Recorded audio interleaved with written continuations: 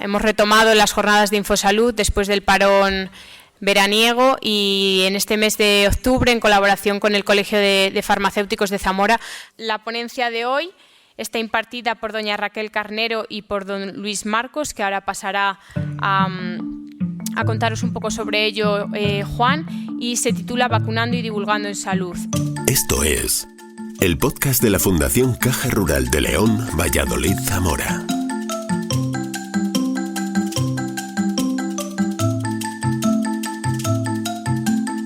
Escucha la carta, las conferencias, la voz de los premiados, el argumento del autor.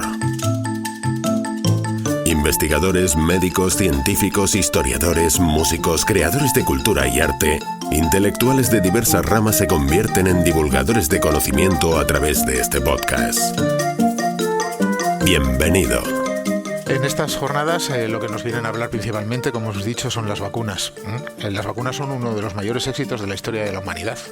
Posiblemente sea lo que más vidas ha salvado después de la cloración del agua, de hacer el agua potable y accesible a toda la gente.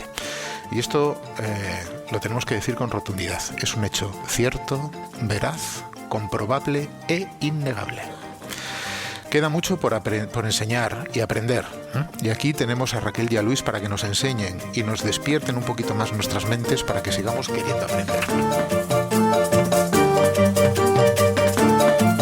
Bueno, pues Raquel y yo fundamos una especie de proyecto divulgativo que empezó con este libro que publicó la Universidad de Salamanca, y de ahí sacamos una exposición de paneles que ya ha estado como en 85 localizaciones por toda España, y ahí estamos en redes. Bueno, es un proyecto divulgativo, vamos a institutos a dar charlas, y empezamos hablando de vacunas y de los bulos en vacunas y la importancia de las vacunas, pero luego os lo contamos, también nos metimos en el tema de resistencia a los antibióticos, la pandemia silenciosa, que es muy importante hablar de ello y no se hace demasiado. Como os dije, empezamos con este libro, Cuadrado y Azul, empezamos a ver una exposición.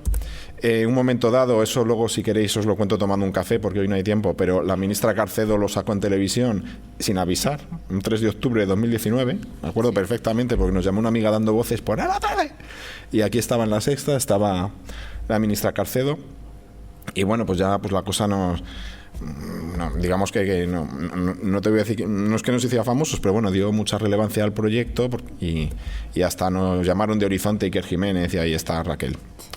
¿Vale? Entonces nosotros siempre lo que intentamos es explicar las cosas de una manera muy sencilla, ¿vale? Cuando hablamos de vacunas también hay que hablar de microbiología, hay que hablar de los virus, hay que hablar de las bacterias, de lo que son, de las diferencias que hay.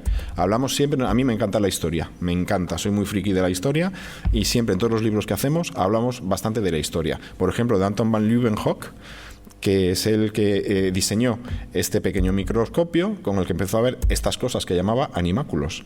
Fue el microscopio lo que hizo que despegara la microbiología, como es lógico, y a partir de ahí ya el desarrollo de vacunas y de antibióticos. Seguro que habéis oído hablar de Robert Koch, los postulados de Koch, que son muy importantes, y descubrió el bacilo de la tuberculosis y el bacilo del cólera. Y también habréis oído hablar de Louis Pasteur, que era químico y empezó haciendo investigaciones importantísimas en química, pero luego estaba muy de moda la biología por aquel entonces, mediados finales del 19, y bueno, investigó muchísimo, como podéis ver. No solo ya la famosa vacuna de la rabia, es que teorizó que las enfermedades infecciosas eran causadas por microorganismos, y eso es verdad, y es muy importante, y revolucionó totalmente la medicina.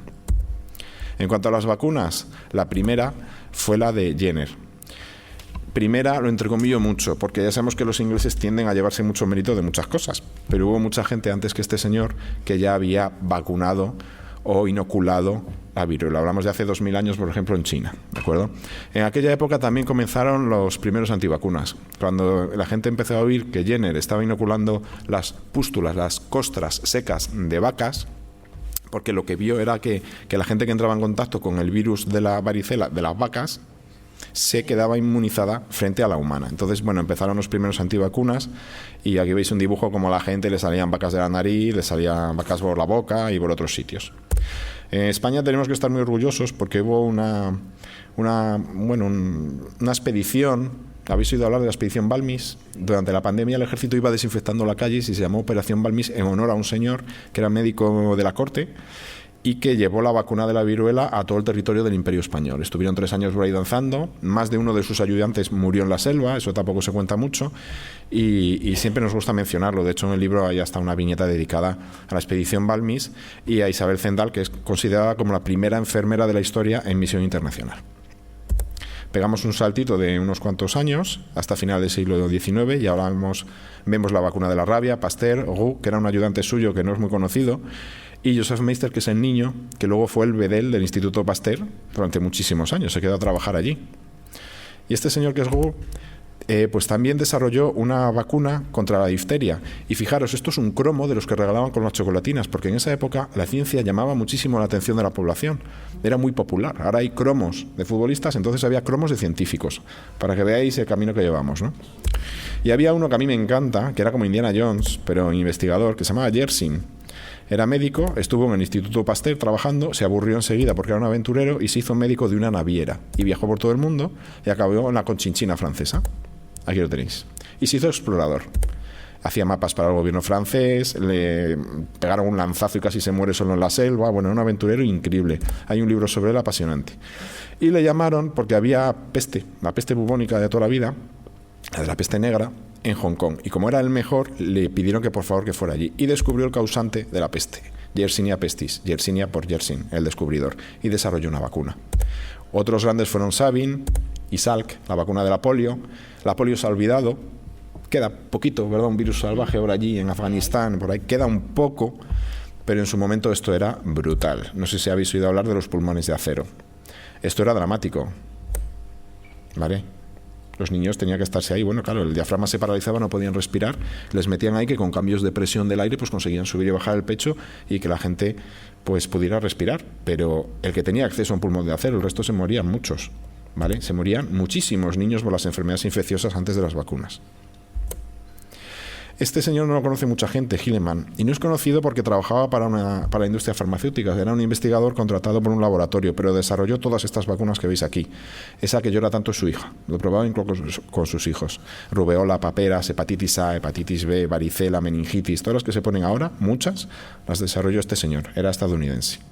Y también hubo muchas mujeres muy importantes en el desarrollo de las vacunas, como por ejemplo la del centro, que es una historia muy curiosa que os cuenta Raquel. Lady Mary Montagu. Lady Mary Montagu era esposa de un diplomático y ya vio el poder que tenían las vacunas para la prevención, lo utilizó en sus propios hijos y consiguió que esta técnica, que era bastante rudimentaria en la época, se trataba de inocular, no es como ahora que utilizamos un virus o atenuado o completamente inactivado, en aquella época conllevaba riesgos, pero ella consiguió llevarlo a Inglaterra y en esa sociedad un poco reticente al inicio, consiguió que muchos se interesaran por este tipo de prevención. Pero hay muchas otras. Hay otras mujeres que han sido investigadoras, que han sido pioneras, por ejemplo, a la hora de combinar varios antígenos en una sola vacuna. Muchas de ellas como Elderin o como... bueno, es que hay varias mujeres. Nosotros dedicamos siempre un capítulo del libro a las mujeres que han tenido algún papel relevante y muchas de ellas no han tenido tanto, como dijéramos, tanta atención por parte de la historia. Muchas veces porque ocupaban puestos en laboratorios que eran dirigidos por hombres o porque abandonaban la carrera científica cuando se casaban o cuando eran madres. Muchas de ellas además han tenido problemas a la hora de publicar. Estamos hablando de mujeres que ya en la época de los años 50, sobre todo en Estados Unidos, trabajaban en laboratorios que pertenecían a universidades o que eran estatales. Es verdad que las vacunas, tal y como las conocemos hoy, tienen mucho de historia, como ha dicho Luis, todo ese legado que hemos heredado, pero a día de hoy son productos muy avanzados tecnológicamente, complicados de fabricar y al que pocas compañías farmacéuticas han dedicado atención. Estamos hablando que ahora mismo, bueno, la clasificación de las vacunas, tal y como la conocemos a día de hoy, hay muchas maneras de clasificarlas según el tipo de producción, según el tipo de virus.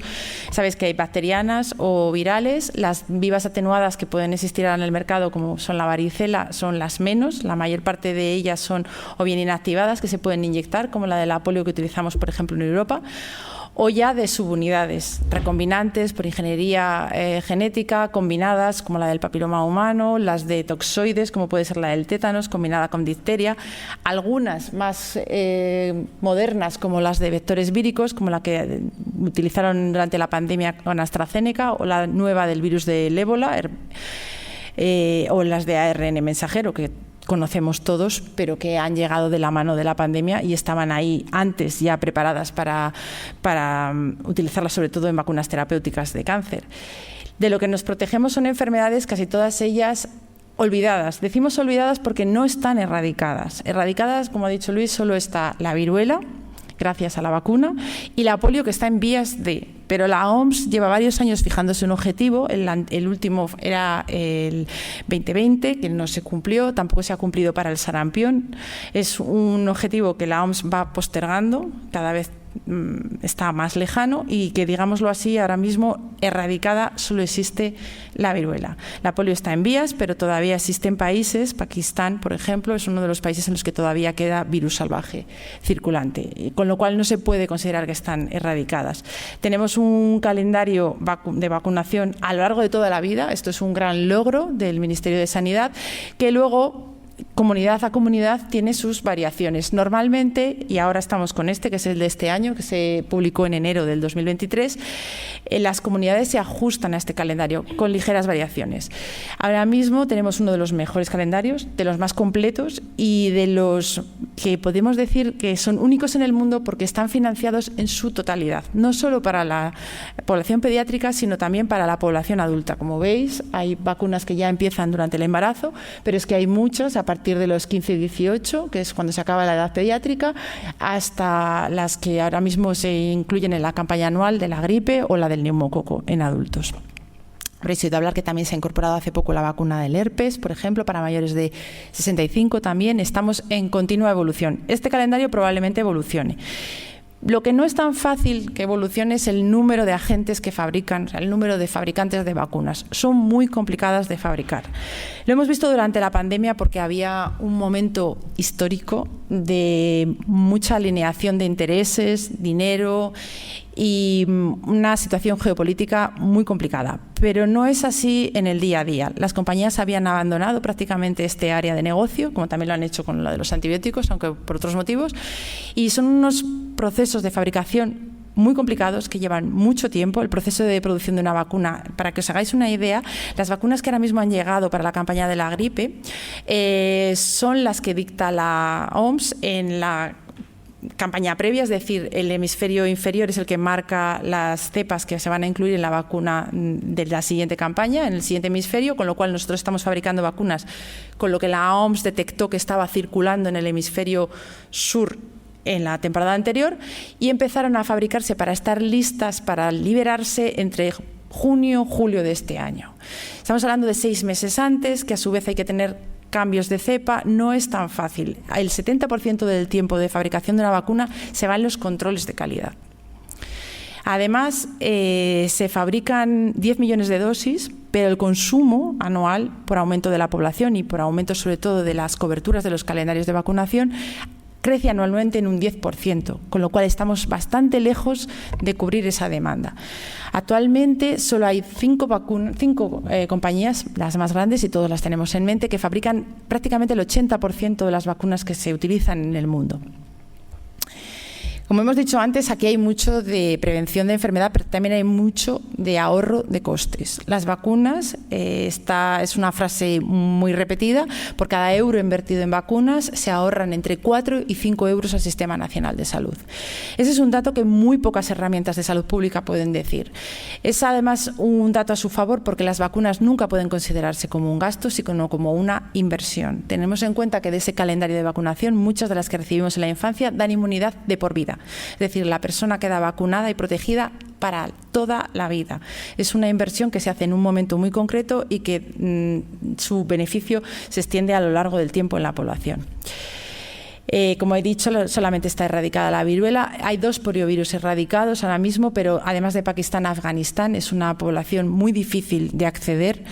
Tienen muchos problemas las campañas de vacunación para llegar a esos niños. Es además muy complicado acceder a la población femenina también en estos países, con lo cual ahora mismo no se puede considerar ni que Pakistán ni que Afganistán estén libres de polio. Nigeria sí lo consiguió hace un par de años. Y si hablamos de novedades, tenemos que celebrar que tenemos una nueva vacuna, por ejemplo, para el ébola, que ya está comercializada tanto en Europa como en Estados Unidos, una nueva vacuna de malaria que ha sido anunciada además muy recientemente por la OMS, que viene a unirse a la que ya había de GSK, que esperamos que arroje luz en este panorama en el que la malaria sigue cobrándose la vida de 500.000 de personas al año. Estamos hablando además de las enfermedades no solo más mortíferas, sino con mayor número de población afectada. En el caso de la tuberculosis hay más de 1,5 millones de personas infectadas cada año. Estamos hablando de una vacuna que conseguiría erradicar no solo una enfermedad que se lleva la vida de muchas personas, sino que consume un montón de recursos en antibióticos, porque los pacientes de tuberculosis son tratados con dosis de antibióticos muy altas, en combinaciones y durante mucho tiempo, durante meses. Entonces, cualquiera de estas vacunas, una nueva vacuna malaria o la de MTV-VAC, que la he puesto aquí porque además es una vacuna candidata que es española, de unos investigadores de Zaragoza, que desde luego si viera la luz y siguiera adelante con los ensayos clínicos y llegara a comercializarse sería una muy buena noticia. Así que en estas estábamos cuando llegó la pandemia. Y llegó la pandemia y a pesar de que estábamos contentos con los niveles que se habían conseguido de vacunación en todo el mundo, pues ha habido un retroceso. La OMS es la primera en reconocerlo, además en su página web ya tienen cifras de cómo esto ha ido empeorando, no solo en el año 2020, 2021, sino que hay muchos países que les está costando recuperar las tasas de vacunación que tenían antes de la pandemia, hasta tal punto que ahora mismo hay 40 millones de niños que no han recibido vacunaciones rutinarias básicas. Básicas hablamos de sarampión, difteria, tétanos y polio, podría ser. Antes de la pandemia se podía considerar que un niño estaba vacunado con una pauta de 3 dosis de estas vacunas, que además no suponen mucha inversión en dinero, pero sí muchos esfuerzos en logística. Entonces, algunos de los países que os sorprenderán de esa lista, por ejemplo, en Europa, Grecia ha perdido el estatus de país libre de sarampión. En Reino Unido, Estados Unidos estuvo a punto de perderlo hace poco y bueno, pues Albania, la República Checa, todos estos países no es que no tengan acceso a las vacunas, que como comprenderéis lo tienen, es que han bajado tanto sus tasas de cobertura de vacunación que hay población que está completamente desprotegida. El famoso efecto de grupo, efecto rebaño, en estos países ha dejado de funcionar porque hay un porcentaje de la población que no ha recibido las vacunas y el virus circula. El sarampión es 18 veces más contagioso que el coronavirus, por ejemplo. Es uno de los virus más contagiosos que existen. Entonces, no podemos bajar la guardia. Ahora mismo esto es una muy mala noticia. Para un país desarrollado como el Reino Unido, como Grecia, saber que tiene a su población en riesgo de contraer una enfermedad que ya no es que sea mortal, es que puede dejar secuelas graves como encefalitis, sordera, en una población además infantil a la que por otro lado no le falta el acceso a todo el resto de atenciones médicas. Es decir, que creo sinceramente que esto de The Big Catch Up es lo que esperamos que se produzca, una vuelta a retomar las pautas de vacunación que había en todo el mundo, porque ahora mismo hay 20 países, en concreto esta campaña está propulsada por la OMS, la UNICEF, Gavi, la Fundación Bill y Melinda Gates y Vaccine Alliance, que es un consorcio público-privado de empresas que fabrican las vacunas e instituciones públicas que proveen del acceso, que como digo no solo es la vacuna como tal, que a veces ronda los 2-3 euros, no es un problema de compra de la vacuna, muchas veces el problema consiste en llegar a la población, conseguir vacunar a los niños con las dosis necesarias, no solo de coronavirus nos vacunamos varias veces, muchas de estas vacunas requieren múltiples dosis, a veces la población está desplazada en campos de refugiados, es difícil de trazar, no tienen forma a lo mejor de contactar con ellos o de tener acceso a un centro de salud. Son poblaciones remotas. Siempre hemos dicho que las vacunas, lo ideal sería que fueran vía oral, que no requirieran frío que estuvieran siempre disponibles, que no hiciera falta un personal sanitario, por ejemplo, para administrarlas, pero eso no es la realidad. A día de hoy cuesta mucho más poner una vacuna con una cadena de frío en un país de África que lo que viene a ser la compra como tal de la vacuna. Hacia atrás. Para que veáis el pico grave, muy grave. Esto es muy grave. Esta situación la he sacado de la página web de la OMS y estos datos son del año pasado porque todavía no están los de este, pero si os fijáis en ese pico de sarampión, estamos hablando de 205.000 casos en el mundo, de una vacuna, de una enfermedad que es totalmente prevenible, que además con 2 dosis de una vacuna que es de por vida. Es decir, que protege 100% y para toda la vida.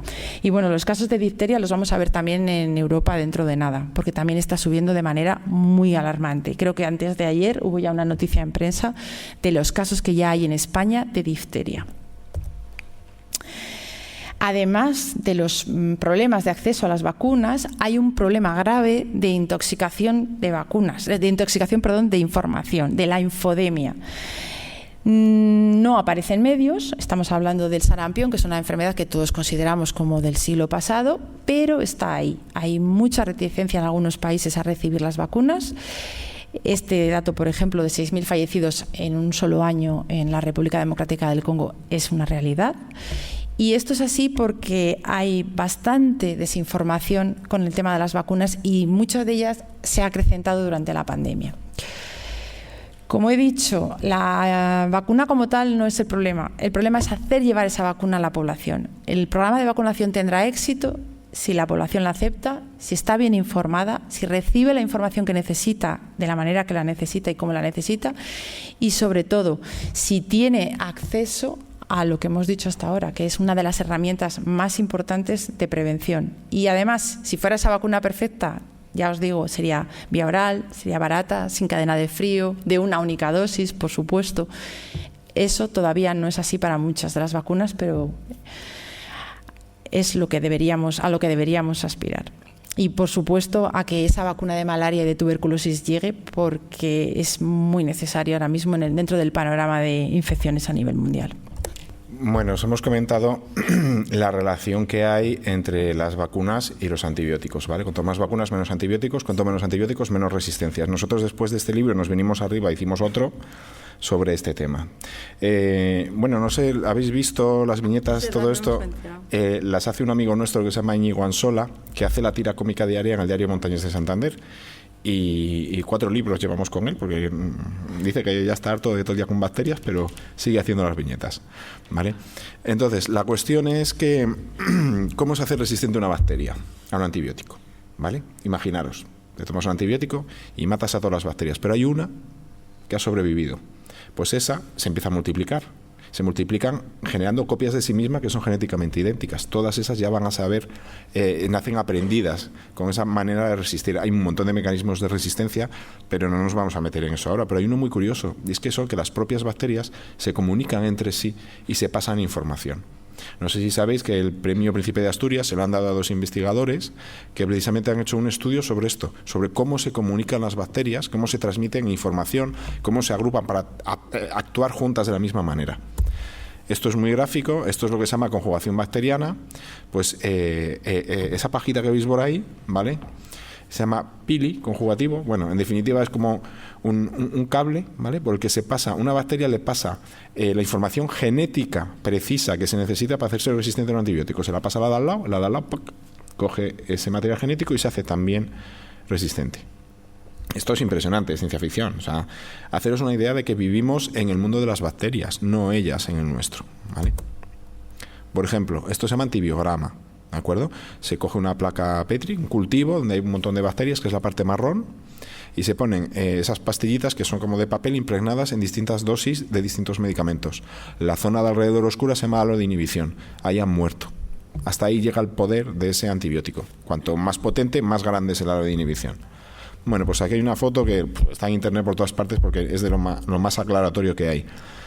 Lo de la izquierda es de una bacteria, la derecha es la misma especie bacteriana pero resistente, como veis, y los antibióticos son los mismos. Como veis a la derecha, cuando la bacteria es resistente, los halos de inhibición son mucho más pequeños, ¿verdad? Algunos inexistentes. Bueno, pues es que hay bacterias ya, muchísimas, que son muy resistentes a prácticamente todos los antibióticos. ¿Y esto cómo ha pasado? Bueno, pues vamos a hacer un pequeño viaje en el tiempo, 5 minutos, para entender de dónde viene todo esto de la resistencia a los antibióticos. Habréis oído hablar de la peste negra, que antes la he mencionado, ¿verdad? Una enfermedad infecciosa, Yersinia pestis, la descubrió Yersin. Bueno, pues cuando ya había pandemias y epidemias, ya en la Edad Media, había unos sistemas de salud muy rudimentarios, pero la gente tonta no era. Y eran conscientes del contagio, no sabían que eran bacterias que van por los gotículos o los corpúsculos goticulares de Wells cuando hablas, van volando en las babas, como digo yo, pero eran conscientes del contagio, eran conscientes de las cuarentenas. La primera cuarentena es de la Edad Media. Cerraban la muralla de la ciudad y no podía entrar ni salir nadie, ¿vale? Como dice Íñigo en la viñeta, solo abrían las puertas para ventilar, ¿vale? Pero esto viene de lejos. Las enfermedades infecciosas han causado muchas muertes y hizo falta que llegara gente como Robert Koch para identificar esas bacterias y decir, esta enfermedad la causa esta bacteria. Eso es lo que hizo que un montón de investigadores intentaran dar con un medicamento o un principio activo que matara a esas bacterias, que matara a esas células sin dañar las nuestras. Lo llamaron bala mágica, una bala que solo impacta, solo mata al causante de la enfermedad y no hace ningún otro daño en el cuerpo, ¿vale? Aquí es cuando empiezan a surgir los antibióticos. Los precursores, pues medicamentos como el Salvarsan o las sulfamidas, que todavía hoy día se utilizan y tienen validez, y luego está el archiconocido Dr. Fleming y su penicilina. Él se llevó el mérito, ¿vale? Pero él se percató de la actividad antimicrobiana que tenía el penicillium, que genera la penicilina. Pero los que investigaron una utilidad terapéutica para ese descubrimiento de Fleming fueron otros, ¿vale? Florey, Chain, y les dieron el Nobel a los 3. Pero hubo muchísima gente implicada. Y además aquí pasó una cosa muy curiosa que recuerda muchísimo a la vacuna COVID, muchísimo, y fue la Segunda Guerra Mundial. La penicilina se descubrió, entre comillas, en el Reino Unido, se empezó a desarrollar allí. Chain, por ejemplo, era alemán, era un judío alemán que había ido al Reino Unido. El otro investigador era australiano, o sea, era un grupo de investigadores muy potente, ¿de acuerdo? Aunque solo hablemos de Fleming. Intentaban producir penicilina a nivel industrial para poder utilizarlo en las tropas. Se morían muchísimos soldados por infecciones de las heridas. Pero también tenían muchas bajas laborales, vamos a llamarlas así, por todos los soldados que cuando estaban de permiso se contagiaban de sífilis o de gonorrea. Entonces los militares vieron un potencial tremendo en la penicilina, porque iban a poder curar a un montón de soldados y curar un montón de heridos. Entonces, como en el Reino Unido no eran capaces, no daban con ello, se fueron a Estados Unidos. Y en Estados Unidos se aunaron esfuerzos, como pasó con el COVID, se metieron centros de investigación públicos, hubo dinero del ejército, del Estado, hubo laboratorios muy conocidos como Pfizer, que se implicaron todos juntos y a la vez en el desarrollo de la penicilina a nivel industrial. Y lo consiguieron gracias a una ingeniera química que recicló una planta de fabricación de hielo en Brooklyn, la convirtió en una fábrica de penicilina. Ahora es monumento nacional en Estados Unidos esta fábrica, ¿vale? Y lo que hicieron fue, aparte de conseguir unos procesos industriales que permitieran el cultivo del penicillium, crear cepas de penicillium nuevas que produjeran mucha más penicilina que el originario.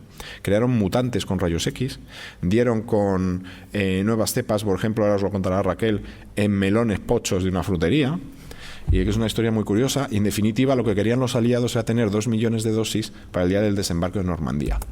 Los aliados contaban con penicilina y los alemanes no tenían penicilina. Esto desequilibró mucho la balanza. Nosotros lo llamamos un proyecto Manhattan farmacéutico, ¿vale? Porque los aliados, al contar con la penicilina, tenían una ventaja brutal. Los alemanes tenían sulfamidas como todos. Y lo del melón que os he comentado se lo debemos a esta señora que era auxiliar de laboratorio en un laboratorio de investigación del gobierno norteamericano, que un día vio un melón mohoso y dijo, oye, pues esto parece penicillium. Se lo llevó y era una cepa de penicillium brutal, que fabrica muchísima penicilina. A la pobre le pusieron de mote, en los libros de historia parece como Mary la Mohosa. Es muy justo, pero es como ha pasado la historia. Pero es muy curioso porque hay muchas otras mujeres que también son relevantes en el desarrollo de los antibióticos. Sí, por supuesto, como en el caso de las vacunas, aquí también ha habido muchas mujeres que han estado detrás de grandes proyectos de investigación de los antibióticos, y una de ellas, por ejemplo, que además es coetánea, es Joan Handelsman, que trabaja en la Universidad de Wisconsin, que además es la impulsora de un proyecto muy interesante que se llama Tiny World o Small World, dependiendo de dónde lo encuentren, pero el proyecto Micromundo, que se llama así en España, es un proyecto de ciencia ciudadana. lo que ahora llamamos aprendizaje por servicio también.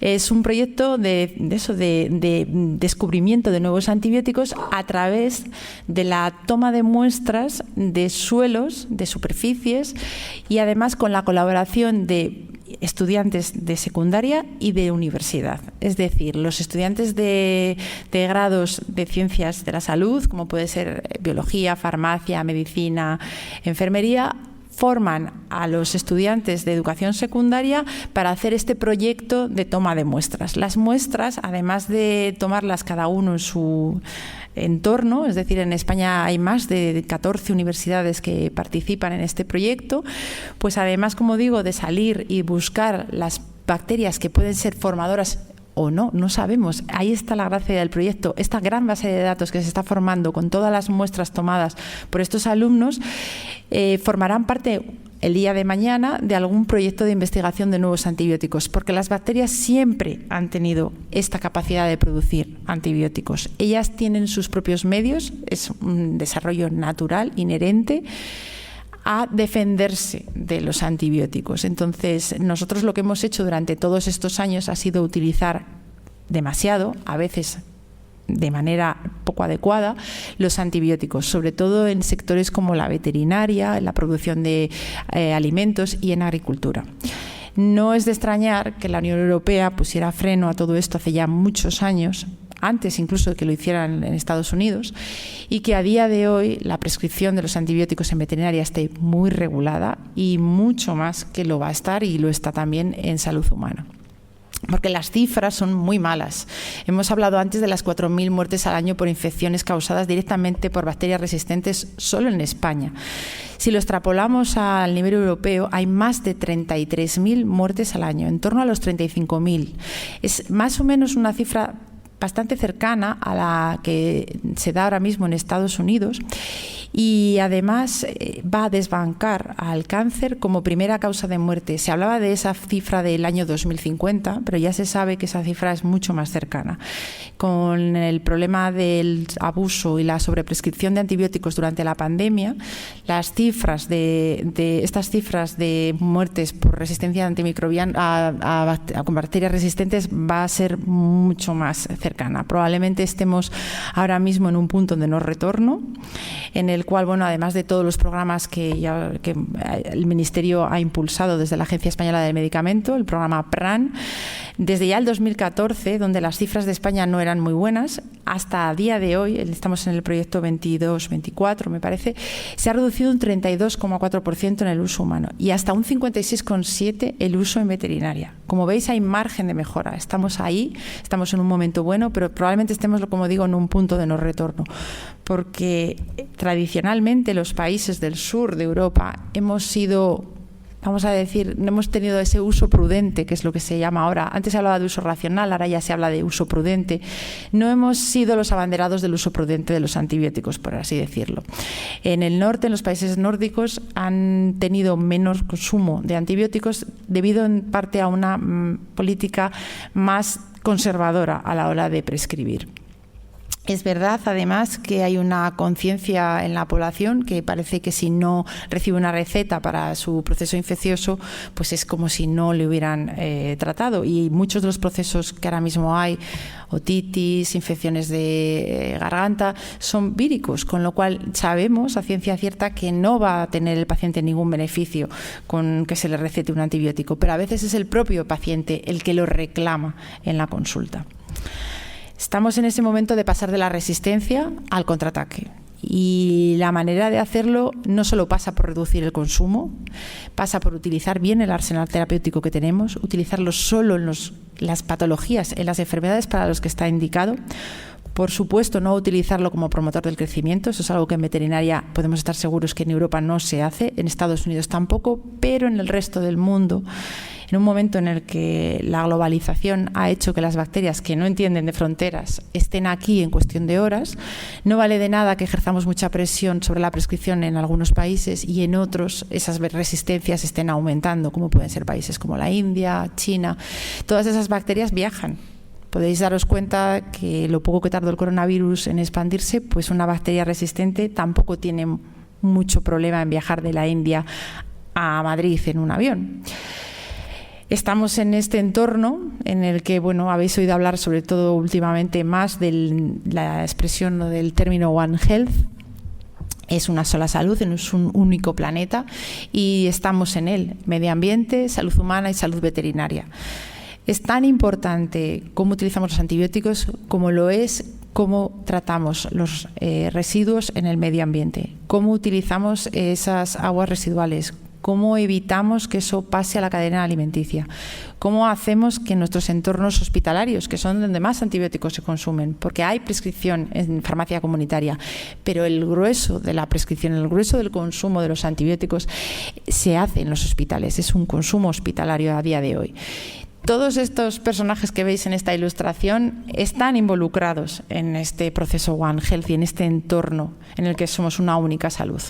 ¿Qué podemos hacer? Bueno, pues, ¿qué podemos hacer nosotros? Yo creo que está claro. Luis, que es farmacéutico comunitario, además. Bueno, hemos visto hasta ahora cómo se hacen resistentes.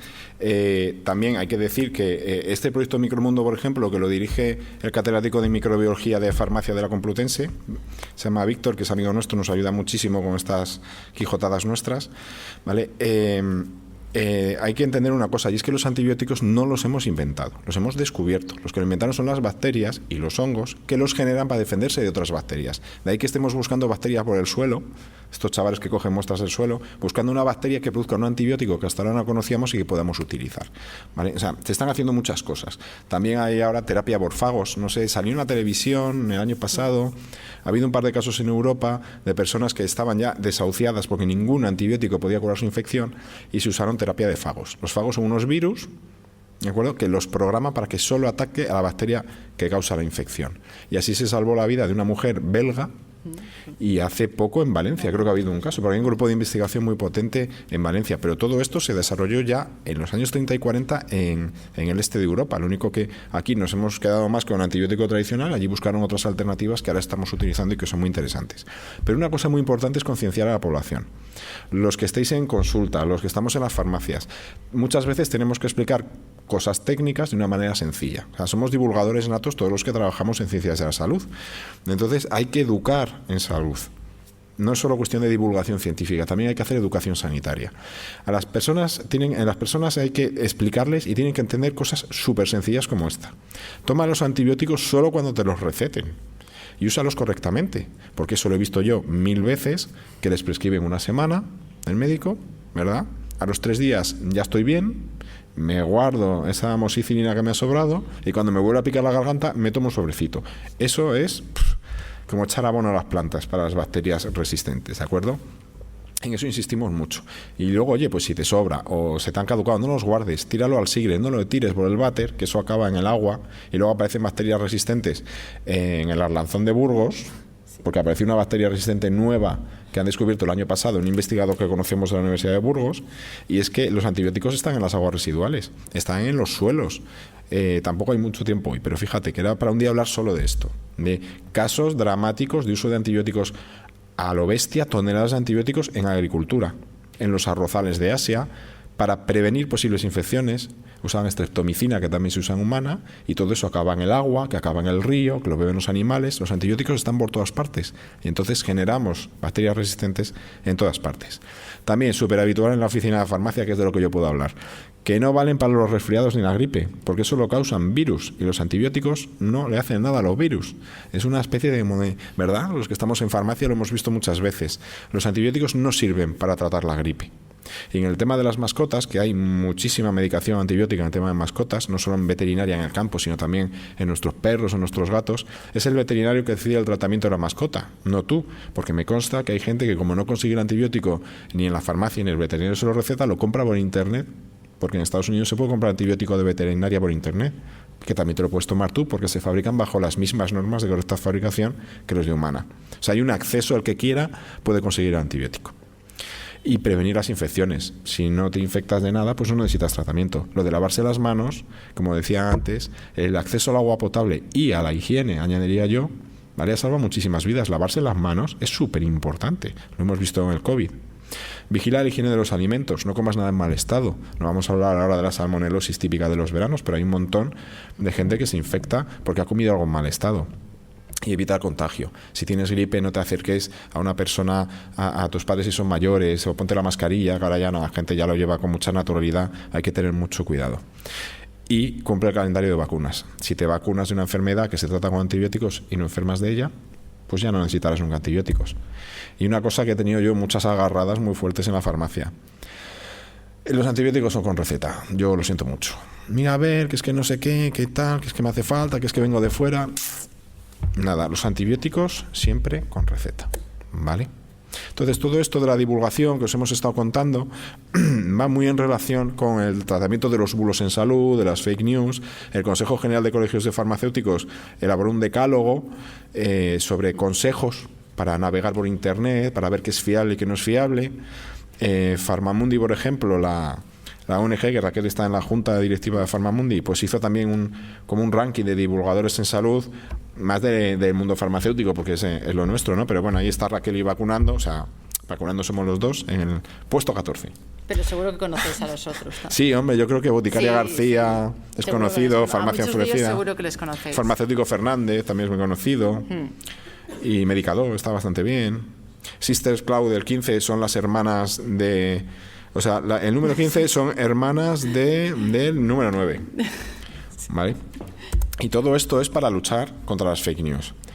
Que hay cosas que claro, la mayoría de la gente no se las traga, pero he encontrado cosas así. Las patatas de McDonald's, solución a la calvicie. Claro, el que dé con una solución a la calvicie lo va a petar, pero ya os digo yo que las patatas no. ¿Vale? Pero se encuentran cosas así. Esto sale en La Vanguardia, en una noticia que saqué de La Vanguardia, que lo ponía como ejemplo de fake news, pero hay gente que si lo ve publicado se lo cree. La propia Policía Nacional tiene una guía contra las fake news que viene a ser un poco ten sentido común, por Dios, porque no todo lo que te veas en Internet va a ser verdad.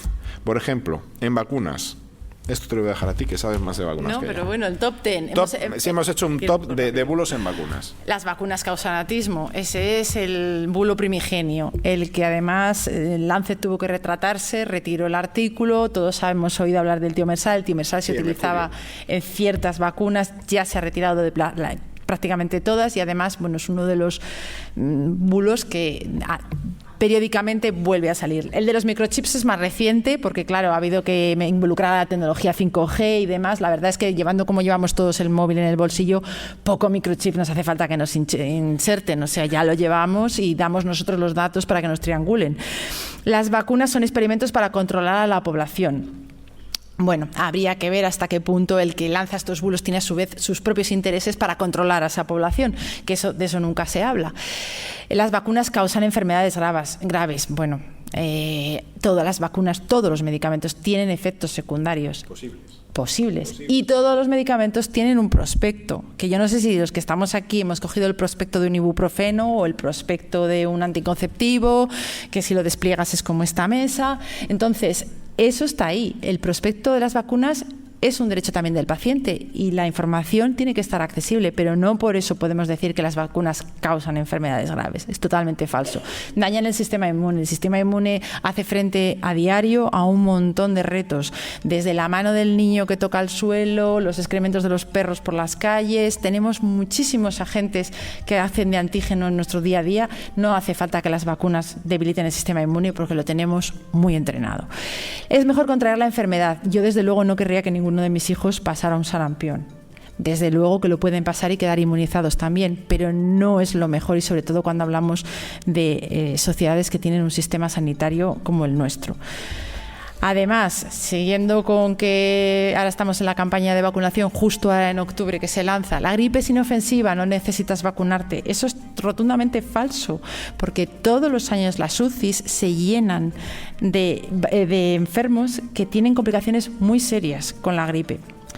Los ingredientes peligrosos causan vacunas y asma, alergias y asma, bueno, infertilidad, modifican mi ADN. Eso es bastante reciente, pero las vacunas no son terapia génica, no modifican el ADN porque no entran en el núcleo de la célula. Lo que hace es que el ARN codifica una proteína. Esto también daría para otra charla. No contienen grafeno, ni microchips, ni otros metales, ni tampoco te vuelves un imán por estar vacunado. O ya no existen estas enfermedades, como puede ser el caso de, pero si ¿quién ha oído hablar del tétanos? Bueno, pues el tétanos sigue existiendo en muchas partes del mundo y la gente viaja. No olvidemos que nuestro mundo no es solo Castilla y León.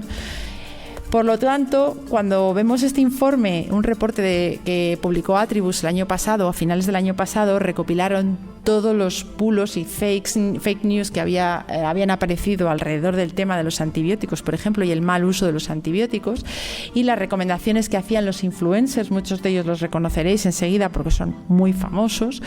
Bueno, pues había bulos desde yo utilizo esto para el herpes labial, poniendo como ejemplo en Instagram un antibiótico, o no solo eso, sino lo podéis conseguir sin receta, yo utilizo esto, claramente haciendo promoción de un antiviral o de un antibiótico cuando estamos hablando de personas que no tienen formación en salud. Los farmacéuticos tenemos prohibido hacer esto. Si cualquiera de los farmacéuticos de una oficina de farmacia abre un TikTok y se pone a hablar de medicamentos que requieren receta, tiene una sanción. No solo tiene sanción si dispensa el antibiótico sin receta, también tiene una sanción si hace promoción de cualquier medicamento. Y en cambio estas personas, pues bueno, tienen carta blanca, o eso parece, para hacer recomendaciones. Esta, por ejemplo, era para los granos de acné. La hizo, pues creo que era María Pombo. Pombo. Sí. Los que estáis viendo aquí son luego farmacéuticos del listado de antes que salieron corriendo a desmentir esa información. Ahora, por Dios, esta aquí creo que era que machacaba ibuprofeno y se echaban los granos. El mes que viene es el mes del uso prudente de los antibióticos. El día 18 de noviembre es un día importante, todos los medios harán hincapié. Pero en el día a día, ahí tenéis a los que estamos al pie del cañón. Ahí tenéis también a la página de Es Misión Posible, que es la del proyecto Micromundo, muy interesante. Hay que estar. Hay que seguir haciendo divulgación y contrarrestando esos mensajes. ¿Por qué? Pues porque las bacterias van a seguir ahí, las enfermedades infecciosas, por desgracia, también, y tenemos que usar todas las herramientas que tengamos a nuestro alcance para prevenir, para tratar y, sobre todo, para mejorar nuestra salud, la salud de todos, la salud pública.